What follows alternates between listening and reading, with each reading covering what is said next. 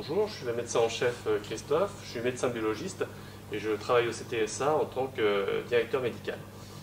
Je vais vous faire un bref historique, rappel, introduction sur le centre de transfusion sanguine des armées qui est situé à Clamart. Donc, le centre de transfusion sanguine des armées a été créé en 1945 par le médecin général Jean Julliard, qui était en fait un médecin qui a vraiment initié la transfusion sanguine dans les armées. Il travaillait durant la Seconde Guerre mondiale avec les Américains dans l'armée d'Afrique du Nord et il était responsable d'un des centres de transfusion sanguine de l'Afrique du Nord. Et c'est pas anodin cette histoire, puisque Jean Julliard, travaillant avec les Américains, a pu transfuser à l'avant des blessés avec du sang, mais aussi avec du plasma lyophilisé qui était préparé par les Américains à l'époque. Donc ça a marqué fortement l'histoire du CTSA. Donc en 1945, le médecin général Jean Julliard revient à Paris et va créer le service central de réanimation et de transfusion dans les armées, qui montre bien le lien très important entre la médecine transfusionnelle, la collecte de sang et la médecine, la réanimation, en particulier des blessés de guerre. En 1947, le SCTRA prend le nom en fait, d'établissement central de transfusion et de réanimation dans les armées, et il prendra son nom définitif de centre de transfusion sanguine dans les armées en 1956 et sera baptisé par le nom de son fondateur, Jean Julliard, en 1972. Donc l'histoire du CTSA, marquée par la Seconde Guerre mondiale et par la collaboration de Jean Julliard avec les Américains, a très vite abouti en 1949 à la première installation de lyophilisateurs au CTSA et la première préparation de plasma lyophilisé en 1949. Durant la guerre d'Indochine, plusieurs dizaines de milliers de flacons d'unités de plasma lyophilisé seront délivrés aux combattants. Et dans ces années-là, le centre de transfusion sanguine des armées est le premier préparateur de plasma lyophilisé en Europe. Les années qui suivent sont marquées par l'évolution réglementaire des produits sanguins labiles, évolution auquel le CTSA s'est toujours conformé. Et si on prend l'exemple du plasma lyophilisé, par exemple, quand la déleucocytation est devenue obligatoire, le plasma a été déleucocité. Les dernières évolutions du CTSA sont encore une fois liées au plasma lyophilisé. En 2010, le plasma lyophilisé change de formulation et une grande innovation est apportée puisqu'il est préparé à partir d'un procédé qui le sécurise encore plus. C'est un procédé qu'on appelle basé sur l'amotosalène, qui est un petit composé chimique qui permet d'inactiver tous les agents pathogènes, virus, bactéries ou parasites. Et enfin, en 2019, le CTSA, pour une de ses activités très spécifiques, que sont la préparation-production des médicaments de thérapie innovante, le CTSA a obtenu pour cette entité, l'unité de médicaments de thérapie innovante, le statut d'établissement pharmaceutique qui permet au CTSA de fabriquer, de produire des médicaments cellulaires qui peuvent être mis à disposition évidemment des armées en premier lieu, mais aussi des structures académiques, civiles ou industrielles pour participer à des essais cliniques et ainsi valoriser le savoir-faire du CTSA et participer à la prise en charge des blessés au sens large à partir de l'expérience militaire.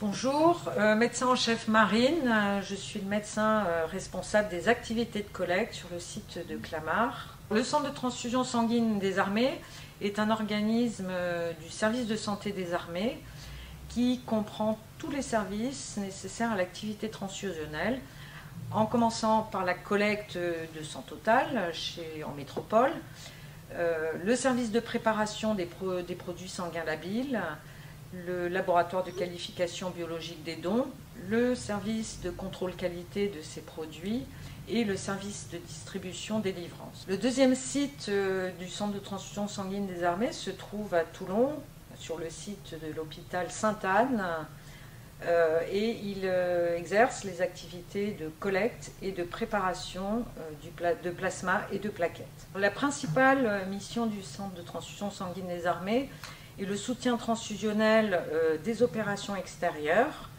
et le soutien transfusionnel des HIA en métropole. Donc la plateforme Nord qui comporte l'HIA Percy à Clamart et l'HIA Bégin à Saint-Mandé, et dans la plateforme Sud, l'HIA Lavran à Marseille et l'HIA Sainte-Anne à Toulon.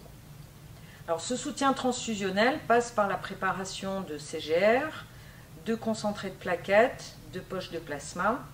Et en ce qui concerne les opérations extérieures, la préparation de dotation en moins de 3 heures pour l'envoi de PSL à la demande. Ce soutien transfusionnel s'accompagne d'une permanence sur le site de Clamart, d'un technicien pour la délivrance et d'un conseil transfusionnel 24 heures sur 24 assuré par un médecin. De plus, le CTSA possède une expertise qui lui permet de former les médecins et les infirmiers projetés en OPEX dans le cadre de leur préparation opérationnelle. La deuxième mission du centre de transfusion sanguine des armées est assurée par son laboratoire de biologie médicale qui possède une expertise, notamment en immuno-hémato-receveur, pour la délivrance des produits sanguins labiles, ainsi que la réalisation des groupages sanguins pour les patients des hôpitaux des HIA et les groupes sanguins d'unité. Alors le CTSA est également un centre de thérapie cellulaire et tissulaire. Thérapie cellulaire dans le cadre de la prise en charge d'éventuels blessés radiologiques en partenariat avec le service d'hématologie de l'HIA Percy. Le CTSA a développé une expertise dans le recueil, la préparation et la distribution de greffons cellulaires pour l'allogreffe. Et dans le cadre tissulaire, le CTSA a aussi développé une expertise dans le banking de greffons cutanés pour la greffe et la couverture des blessés brûlés. La quatrième mission du centre de transfusion sanguine des armées est l'enseignement, dans le cadre de spécificités transfusionnelles militaires, donc qui commence par la formation opérationnelle des médecins et des infirmiers projetés en opération extérieure, mais aussi de l'enseignement de la transfusion militaire dans le cadre civil, à l'université ou dans d'autres structures. Enfin, le centre de transfusion sanguine des armées possède une unité de recherche qui permet de développer des actions d'innovation. Alors à ce titre, le centre de transfusion sanguine des armées participe à des essais cliniques comme investigateur principal ou associé, comme par exemple dans l'étude de l'utilisation de plasma de convalescents pour le traitement des patients Covid.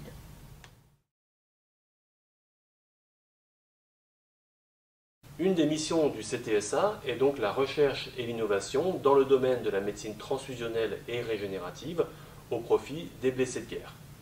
Nous allons donc vous présenter 3 innovations qui ont été mises au point, développées par le CTSA ces dernières années. Premièrement, le plasma lyophilisé, issu, vous l'avez bien compris, d'une longue tradition et d'une longue histoire d'innovation et de développement. Deuxièmement, les kits de sang total qui permettent d'avoir à l'avant du sang en permanence à disposition des blessés de guerre. Et enfin, un dispositif de transport, de stockage des concentrés globules rouges, les Golden Hour Box. L'ensemble participant à une amélioration de la prise en charge des blessés de guerre, amélioration qui est vraiment la spécificité du centre de transfusion sanguine des armées, placé vraiment centré sur la transfusion préhospitalière, expertise qui est partagée avec nos collègues des secteurs civils. Une autre perspective d'évolution qui est cette fois non plus centrée sur le choc hémorragique mais sur la brûlure, puisqu'on estime que 10% des blessés de guerre sont des blessés brûlés, c'est la mise au point par le CTSA de ce qu'on appelle de la peau artificielle, des cultures d'épidermotologues.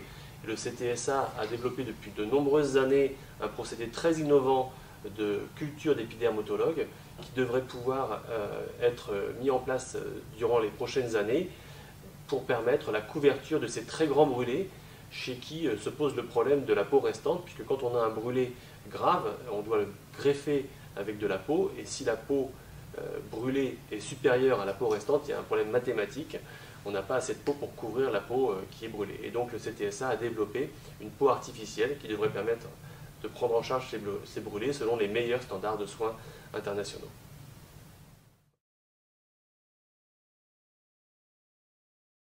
Donc, le plasma lyophilisé est un produit sanguin labile qui est préparé uniquement par le CTSA en France, puisqu'il est le seul opérateur de transfusion autorisé à préparer ce produit sanguin labile. Dans le monde, il y a 2 autres opérateurs qui préparent le plasma lyophilisé, la Croix-Rouge allemande et l'Institut national de transfusion sanguine sud-africaine. Alors, le plasma lyophilisé est préparé au CTSA depuis 1949, puisque c'est le créateur du CTSA, Jean Julliard, qui avait utilisé ce plasma lyophilisé en Afrique du Nord et qui a mis en place, avec le pharmacien ENAF, la lyophilisation du plasma dès 1949. Et en fait, depuis 1949, le CTSA n'a cessé de préparer le plasma lyophilisé jusqu'à aujourd'hui, où nous préparons un plasma lyophilisé qui a une préparation établie depuis 2010, basée sur un principe d'inactivation par un monosalène qui sécurise encore plus ce plasma lyophilisé. Alors, le plasma lyophilisé est un produit sanguin labile qui est particulièrement utile dans la prise en charge du blessé-pierre, puisqu'on sait depuis quelques années maintenant qu'à l'avant, lorsqu'il existe un blessé traumatique et hémorragique, la prise en charge transfusionnelle initiale doit être basée sur l'administration de produits sanguins labiles dans un délai relativement court, puisqu'on estime que dans les 30 à 60 premières minutes, il doit y avoir la transfusion d'un produit sanguin labile. Alors évidemment, dans les conditions austères dans lesquelles se déroulent les opérations extérieures, les OPEX, il n'est pas possible de transfuser du plasma frais congelé. Ça nécessiterait d'avoir à disposition des congélateurs, des décongélateurs. Et donc le plasma lyophilisé est un produit particulièrement adapté à la prise en charge de ces blessés à l'avant. Et aujourd'hui, dans les opérations extérieures, à chaque fois qu'il y a une opération avec une médicalisation, la présence d'un médecin, ce médecin emmène toujours avec lui un plasma lyophilisé pour prendre en charge les blessés-pierres. Alors ce plasma lyophilisé, il est préparé donc au CTSA à partir de plasma frais congelés, qui sont des plasmas collectés sur des donneurs, principalement des donneurs militaires, mais il peut aussi y avoir des donneurs civils, bien entendu, sous réserve que ces plasmas soient collectés dans une unité militaire par le CTSA. Et ces donneurs, donc, on va pouler, on va mettre en commun un certain nombre de plasmas et on va mélanger les groupes. On va mélanger du groupe A, du groupe B et du groupe AB. On va mettre au maximum 10 donneurs et ces 10 donneurs vont former un pool qui, en fait, à la fin, n'aura plus de groupe sanguin. Donc, un des avantages aussi du plasma lyophilisé du service de santé des armées, c'est d'être sans groupe sanguin. C'est-à-dire que vous êtes A, B ou AB, on vous transfuse le même produit sanguin, le même pélio, qui est universel pour le groupe sanguin. Donc, à l'avance, c'est encore plus intéressant, puisque parfois, on ne va pas avoir accès au groupe sanguin du malade, on ne connaît pas son groupe sanguin, donc là, on n'a pas à s'embêter, on va transfuser directement du pélio sans se préoccuper de ce groupe sanguin. Donc, le plasma lyophilisé est préparé donc à partir d'un pool de donneurs jusqu'à 10 donneurs. Une fois que ce pool est constitué, on va avoir une étape de répartition qui va se faire dans des conditions type industrie pharmaceutique, selon les bonnes pratiques de fabrication. Il va y avoir une ouverture du circuit et on va transférer 200 ml de plasma dans le nombre de flacons qui convient pour réaliser donc la lyophilisation. Donc, le plasma lyophilisé est bien un produit sanguin labile, néanmoins, une de ces étapes de préparation est réalisée conformément aux bonnes pratiques de fabrication. La lyophilisation, c'est en fait de la dessiccation, de la cryodessiccation, c'est-à-dire c'est la sublimation de la glace dans un milieu sous vide. Donc, cette lyophilisation, elle prend à peu près 5-6 jours, et à l'issue de ces 5-6 jours, on va donc avoir, qui reste au fond du flacon de plasma lyophilisé, uniquement le lyophilisable, on va appeler aussi le gâteau, qui va pouvoir être conservé à température ambiante jusqu'à 2 ans à des températures entre 2 et 25 degrés, sachant que on a testé au CTSA que cette conservation entre 2 et 25 degrés, on peut aussi avoir des conservations intermittentes et des températures beaucoup plus élevées, jusqu'à 50 degrés, qui permettent tout de même de conserver les qualités hémostatiques du plasma et de l'utiliser en toute sécurité chez un receveur. Donc, un plasma lyophilisé, conservable entre 2 et 25 degrés pendant 2 ans, universel pour le groupe sanguin. Et la reconstitution de ce plasma lyophilisé, elle prend moins de 6 minutes, c'est du point de vue réglementaire, et en pratique, en fait, elle prend entre 3 et 4 minutes. Donc, je vais vous montrer les formulations. Donc, on a différents types de packaging qui sont adaptés en fait, aux différents endroits où le plasma lyophilisé va être utilisé. Donc, au sein du service de santé des armées, il est utilisé pour l'urgence vitale immédiate dans nos HIA, à l'hôpital Percy à Clamart et à l'hôpital Sainte-Anne à Toulon, mais aussi à l'hôpital L'Aveyron à Marseille, à l'hôpital Bégin à Saint-Mandé, à l'hôpital Robert Picquet à Bordeaux, à l'hôpital Clermont-Tonnerre à Brest. Donc, quand il est conservé dans des structures hospitalières ou dans ce qu'on appelle des rôleuses, les hôpitaux de campagne finalement, il est conservé en boîte, c'est facile à entreposer, c'est carré, on peut faire des piles. Et à l'intérieur, on le flacon de plasma lyophilisé, donc avec le lyophilisat, et de l'eau pour préparation injectable en flacon de verre. Et on a aussi à l'intérieur de la boîte de quoi transférer l'eau vers le flacon de lyophilisat et le set de transfusion avec un filtre comme tous les produits sanguins à vie. Vous allez voir, c'est très facile à reconstituer. Donc, on ouvre le flacon numéro 1. On prend le dispositif de transfert, on percute, on ouvre le flacon numéro 2 et on va transférer l'eau dans le flacon de lyophilisat. Oui, c'est très rapide. Dans la mesure où il y a beaucoup de vide à l'intérieur, ça peut même être fait dans des évacuations aéroportées. Donc on l'a fait dans des casas, dans des avions militaires, dans des hélicoptères. Et ensuite, il suffit d'agiter doucement le lyophilisat pour que, je vous dis, à peu près 3 minutes, on ait l'obtention d'un plasma lyophilisé qui est directement transfusable au malade. Donc on a un aspect qui est totalement homogène de plasma, dont on sait que les caractéristiques sont totalement équivalentes aux autres plasmas. On a d'autres packaging qui sont adaptés par exemple aux forces spéciales en unitaire avec un sac isotherme qui permet d'amortir les différences de température. Et puis un sac qui contient 3 plasmas lyophilisés et ce sac lui est particulièrement adapté aux évacuations préhospitalières, soit dans des véhicules de l'avant blindé, soit dans des hélicoptères médicalisés, soit dans des avions médicalisés.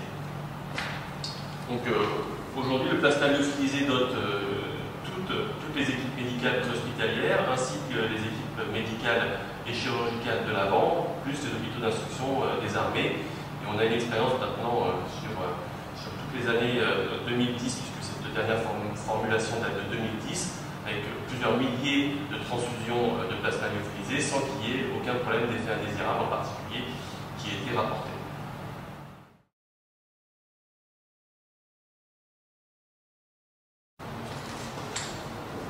La transfusion sanguine en situation d'exception correspond à l'administration d'une poche de sang totale à un blessé hémorragique en OPEX. Donc pour cela, on essaie de se mettre dans les conditions proches de la collecte en métropole. Les donneurs sont des donneurs militaires qui ont été présélectionnés dans les unités et qui sur le terrain sont appelés à donner leur sang. Le CTSA a innové en fabriquant ce kit de prélèvement de sang total à l'avant qui comprend 2 parties. La partie rouge du kit de sang total est destinée au receveur et comprend tout le matériel pour une vérification du groupe sanguin du receveur, ainsi que les documents à remplir par le médecin qui prend en charge le blessé, donc notamment la fiche dérogatoire de collecte de sang total. Il va déterminer le nombre de poches à collecter. Donc, parallèlement, l'équipe de rôle 1 qui est en charge de la collecte de sang total va recruter les donneurs et utiliser la deuxième partie du kit de sang total, donc la partie bleue. Donc la partie bleue, quant à elle, est destinée à la collecte des donneurs. Donc elle comprend 4 compartiments que je vais vous détailler.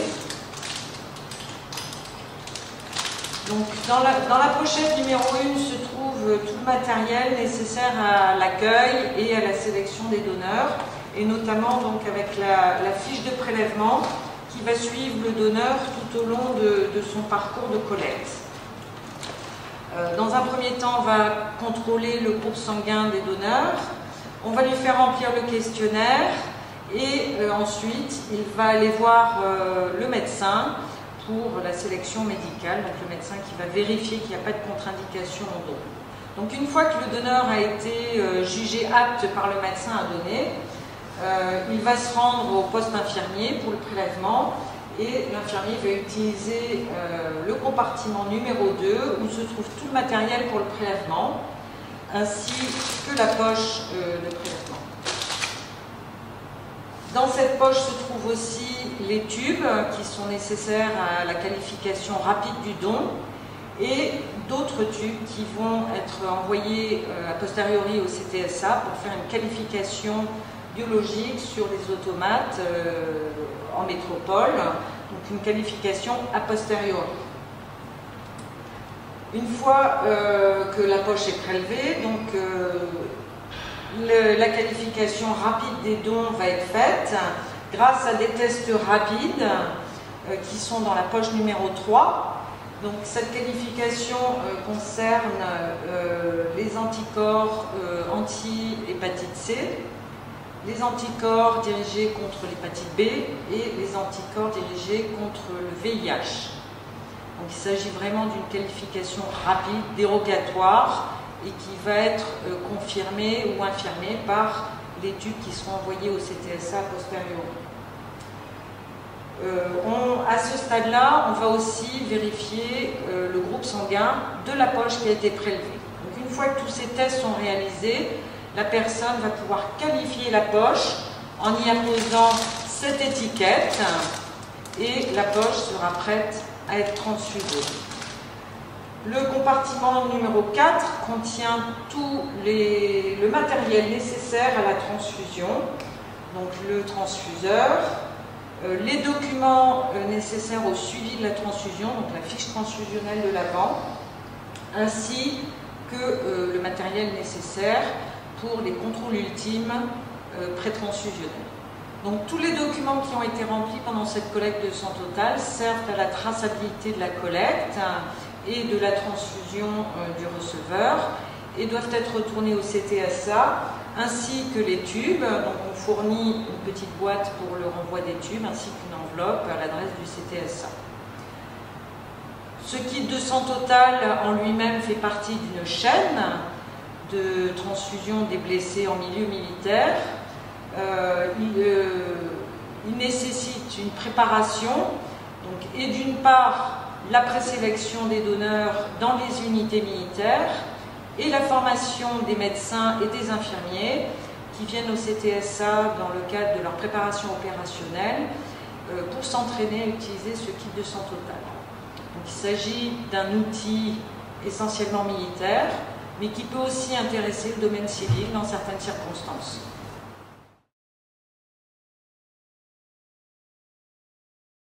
Donc, comme je vous l'ai dit précédemment, la prise en charge du blessé de guerre repose sur la mise en place rapide d'une transfusion donc avec de produits sanguins labiles.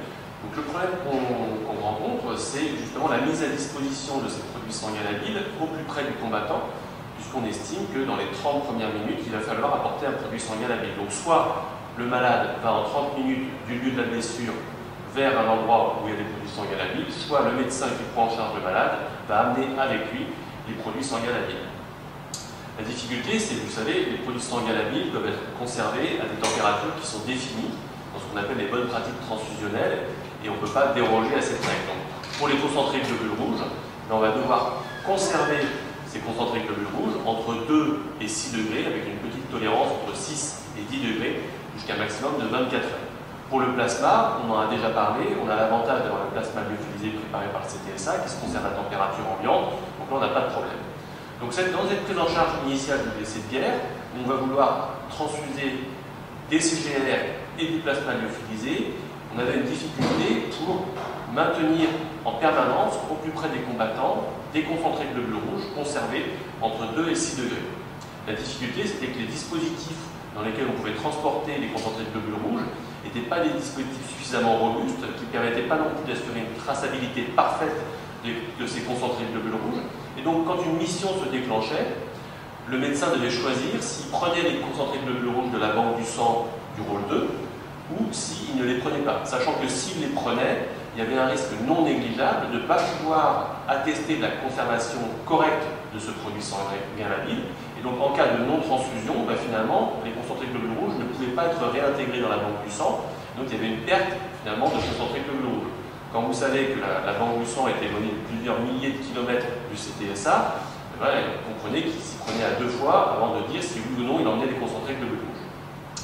En fait, on a trouvé, avec nos camarades des armées étrangères, un système qui permet de transporter facilement les concentrés de globules rouges aux bonnes températures, entre 2 et 6 degrés, ce pendant des durées qui vont jusqu'à plusieurs jours, y compris dans des conditions où la température extérieure va être de 30, 40, même 50 degrés. Et donc ces systèmes, c'est ce qu'on appelle les Golden Hour Box, les GHB, que vous avez ici.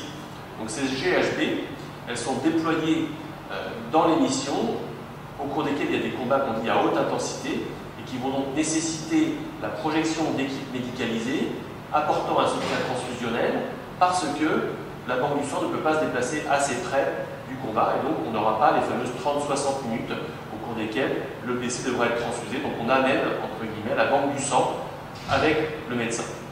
Donc ces GHB sont en dotation dans les rôles 2 où on a la banque du sang qui est approvisionnée par le CTSA et l'anesthésiste réanimateur va doter les unités médicales opérationnelles de ces GHB chargés en concentré de globules rouges.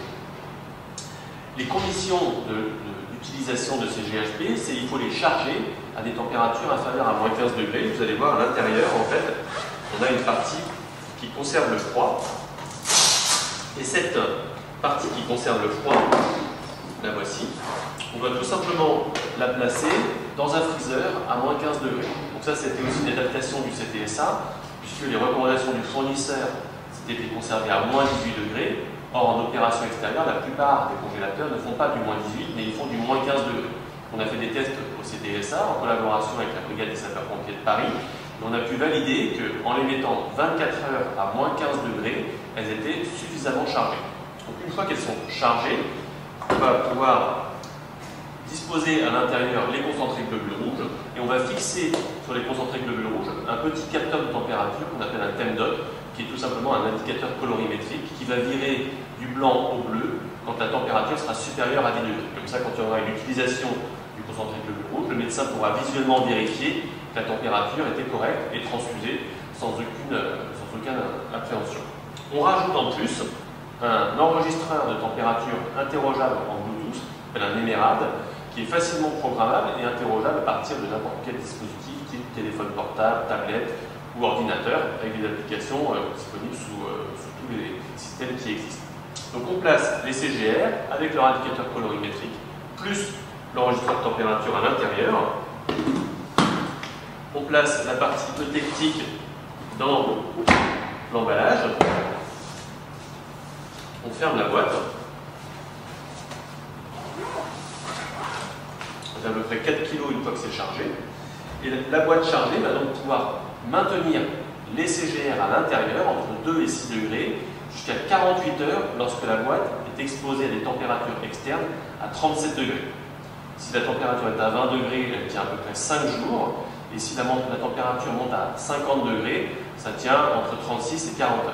Donc vous voyez que pour toutes les missions qui sont des missions dites de courte durée, moins de 2 jours, à chaque fois qu'il y a une mission qui se déclenche, sans même savoir s'il va y avoir des blessés, le médecin va pouvoir emporter les concentrés de globules rouges et si par chance il n'y a aucun blessé et pas de besoin de concentrés de globules rouges, il pourra réintégrer les concentrés de globules rouges dans la banque du sang. Donc la banque du sang ne perd pas de concentrés de globules rouges et le potentiel blessé ne perd pas de chance d'être transfusé. Donc 48 heures dans les missions normales et en plus on a développé des procédures particulières qui permettent en emmenant 2 boîtes. Et bien, si on a 2 boîtes et un congélateur, on peut mettre une boîte à charger dans le congélateur, avoir la deuxième en service et toutes les 48-72 heures changer la boîte pour celle qui est congelée et repartir pour 48 heures d'autonomie. Donc ça a été déployé en opération extérieure depuis 2019 et ça permet maintenant d'avoir une transfusion préhospitalière qui est conforme aux meilleurs standards internationaux, c'est-à-dire que le blessé traumatique hémorragique va recevoir, avant d'arriver au chirurgien, du plasma et des concentrés de globules rouges dans un ratio 1 pour 1, c'est-à-dire 2 CGR, 2 plasma avant la prise en charge chirurgicale.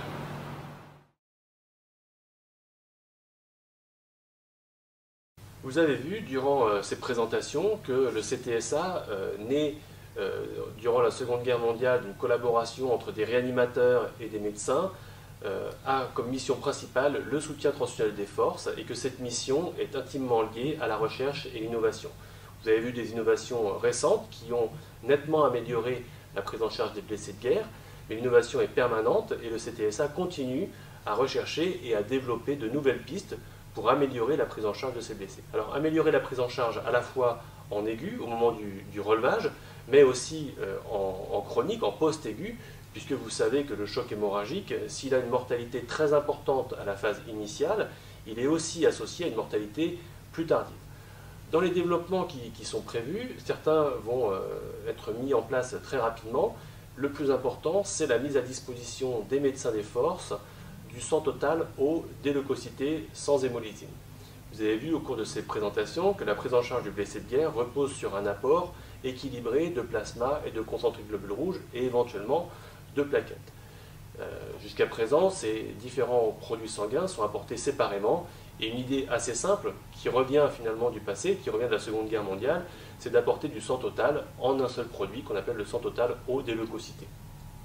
Cette réintroduction du sang total a nécessité des tests en collaboration avec nos collègues civils de l'établissement français du sang, mais aussi des adaptations réglementaires et des adaptations de nos pratiques que nous avons réalisées en collaboration à la fois avec les civils, les militaires et au sein de notre institution avec les médecins réanimateurs, les médecins de l'avant ou même les médecins de la doctrine du service de santé des armées.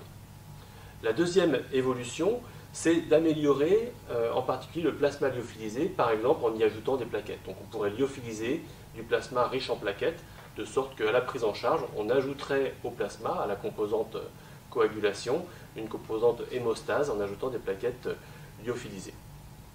Et puis si on se place dans une perspective un peu plus large, le CTSA collabore très étroitement avec l'Institut de recherche biomédicale des armées, dont une des spécialités est la cellule, l'utilisation de la thérapie cellulaire dans la prise en charge du blessé de guerre.